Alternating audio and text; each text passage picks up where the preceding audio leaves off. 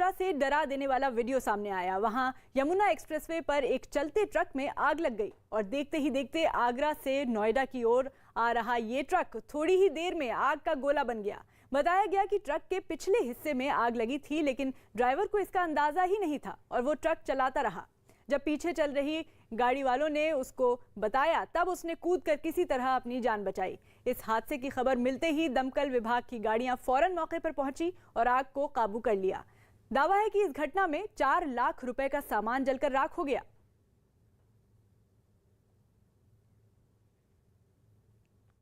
देश भर के बैंकों में एक दिन और हड़ताल रहेगी। कुछ बैंक यूनियनों ने सरकारी बैंकों के निजीकरण के विरोध में देश भर में 2 दिनों की हड़ताल शुरू कर दी।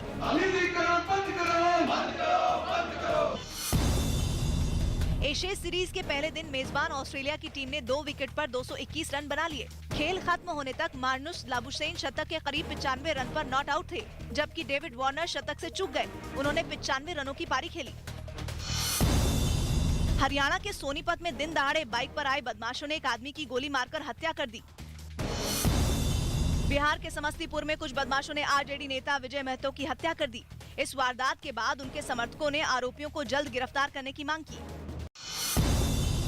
विराट कोहली के बयान के बाद टीम इंडिया की कप्तानी पर हुए विवाद पर बीसीसीआई अध्यक्ष सौरव गांगुली ने टिप्पणी करने से इनकार किया।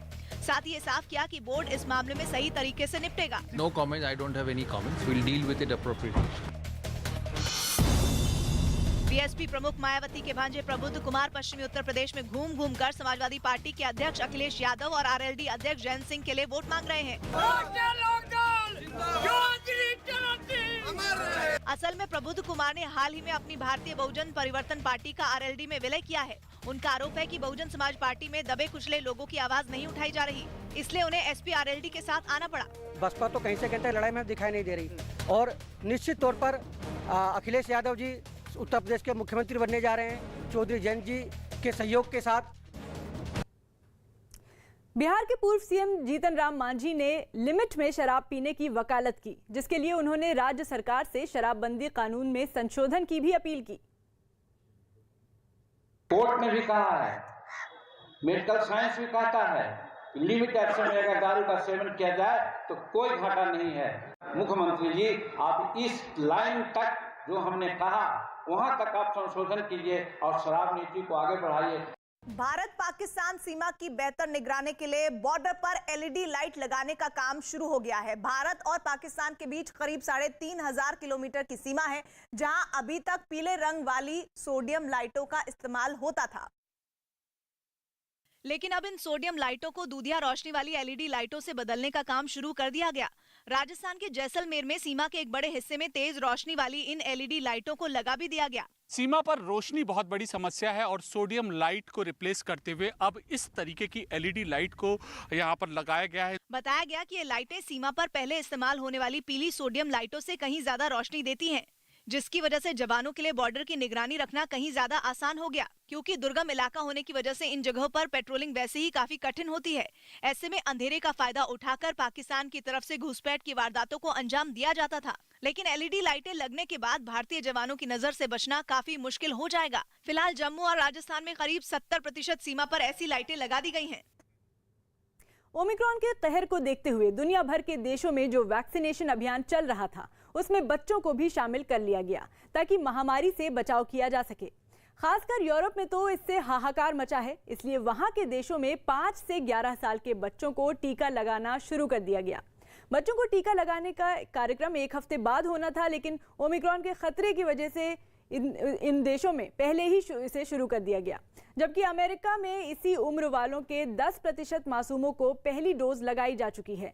बहरीन में तो 3 साल से ऊपर के बच्चों को वैक्सीन लगाने की मंजूरी दे दी गई, तो वहीं चीन ने भी इसी तर्ज पर 3 साल से ऊपर वालों का वैक्सीनेशन अभियान पहले ही शुरू कर दिया था।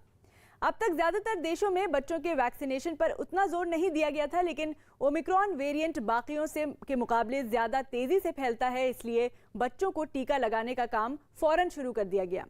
हालांकि बच्चों के वैक्सीनेशन का प्लान कई देशों में पहले से तैयार था, लेकिन ओमिक्रॉन के कहर को देखते हुए इसे थोड़ा पहले ही शुरू कर दिया गया और इसी वजह से जो टीका अभियान चल रहा था उसमें बच्चों को भी शामिल कर लिया गया ताकि महामारी से बचाव किया जा सके।